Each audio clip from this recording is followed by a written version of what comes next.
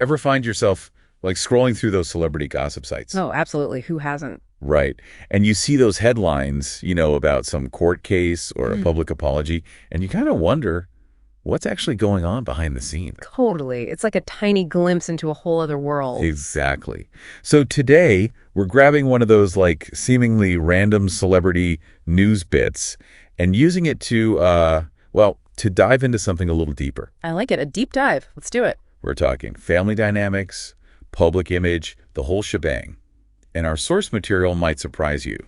We're talking Sean Diddy Combs. Okay, Diddy, now we're talking. You see, Diddy was in court, right? Yeah.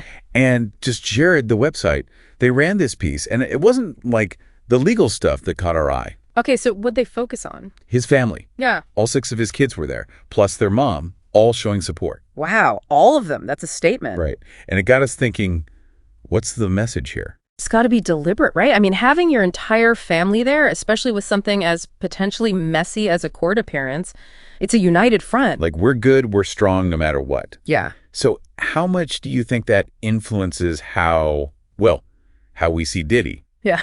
Because I'm thinking it's got to count for something. Oh, absolutely. There's actual research on this.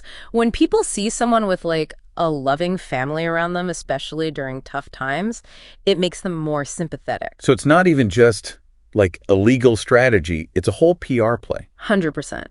And it's not new either. Think about like historical figures, politicians, even royalty, the whole united family image. It's classic for shaping public opinion. Totally. It's like they're tapping into that basic human thing, family equals strength, family equals unconditional love. Exactly. And you know what really stuck out to me in the article? The word happy. It described the family as being happy to be there. Happy for a court date. Yeah, now that you mention it, that does seem a little deliberate.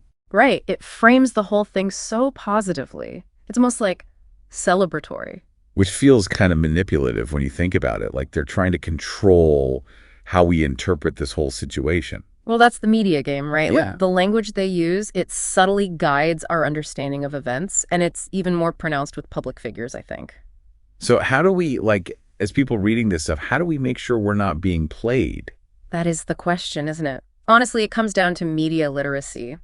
Being aware of those subtle ways language can, kind of mess with our heads.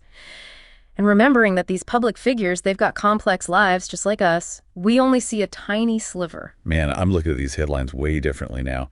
This whole deep dive, it's been eye-opening. Me too. It makes you think. It really does. So next time you're scrolling through and you see a big, happy celebrity family, especially if they're going through something, ask yourself, is this real? Is this strategy? Or is it, a bit of both? Such a good point. And how does that change, even just a little, how you see them?